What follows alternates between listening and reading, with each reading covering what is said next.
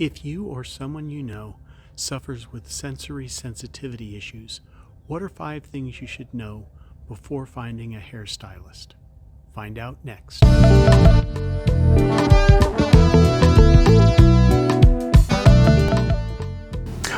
Welcome to another episode of Go To Gilbert.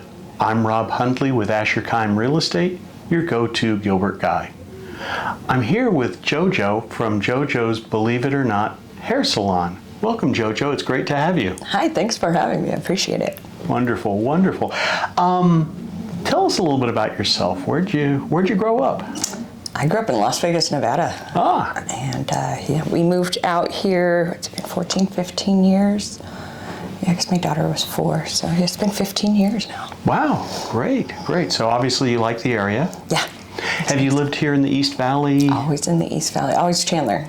Ah, nice, nice. There is something very, I don't know, I can't quite put my finger on it, and as a real estate person, I kind of get paid to put my finger on it, but there's something about the East Valley, Chandler, Gilbert, Mesa, that just has that sort of homey comfort feel to it. So I really, really like that. So how'd you get into cutting hair?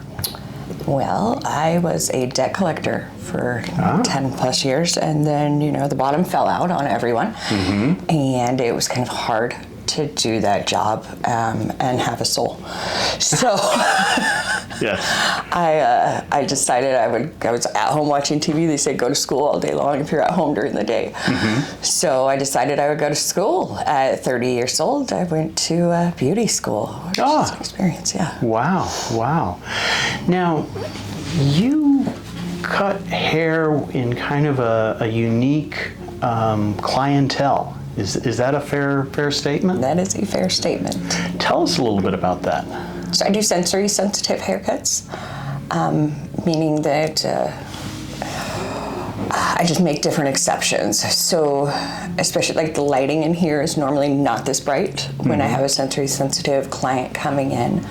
And that could be a number of different things. That could be autistic, it could be sensory processing disorder, ADHD, PTSD, anything that would make you where you didn't want to be like in a crowded area, or you'd like to have some privacy, different things. I have people that are transitioning that come so that they have a private space and are able to share and talk. And I allow people to just be who they are and meet them right where they are at.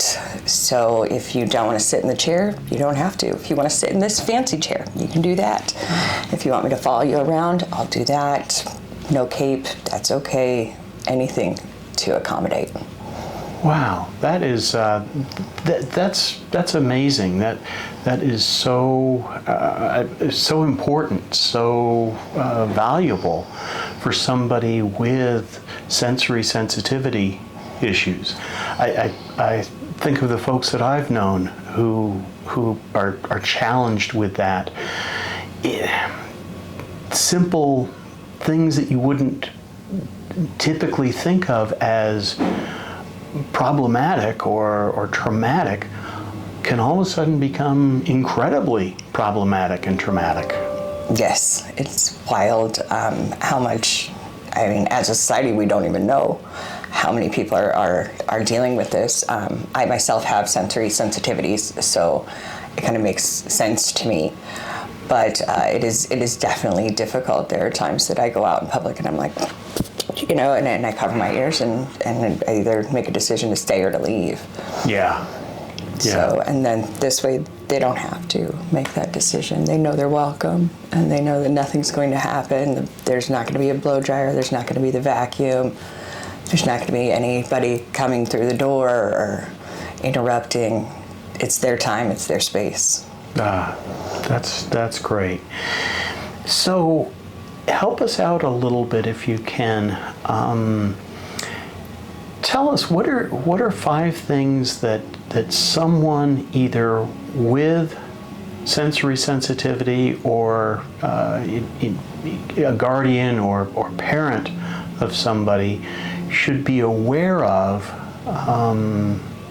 when they're looking at something like getting a haircut?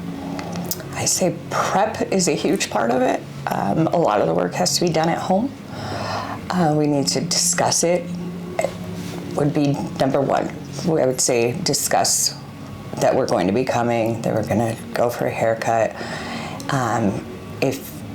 Find out about your stylist. Make sure that they can accommodate and are willing to. Number one, that would be two. So now number three.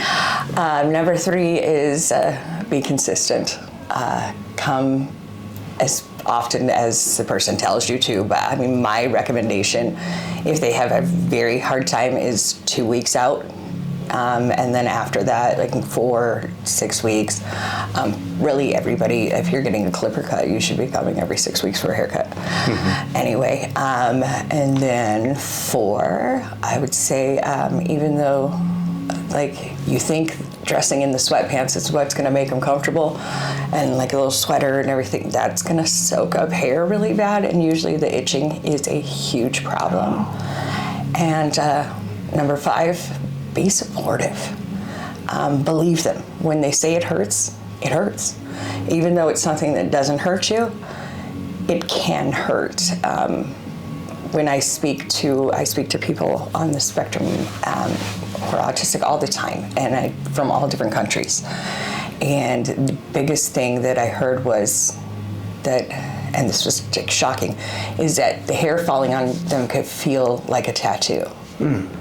So that kind of pain, and we don't like think about that. I mean, I have hair on me all day long, so I've gotten accustomed to it, but that would be like horrifyingly painful. Oh, absolutely. You know, absolutely. And depending on how much hair you have, like that could be a lot. Yes, yeah.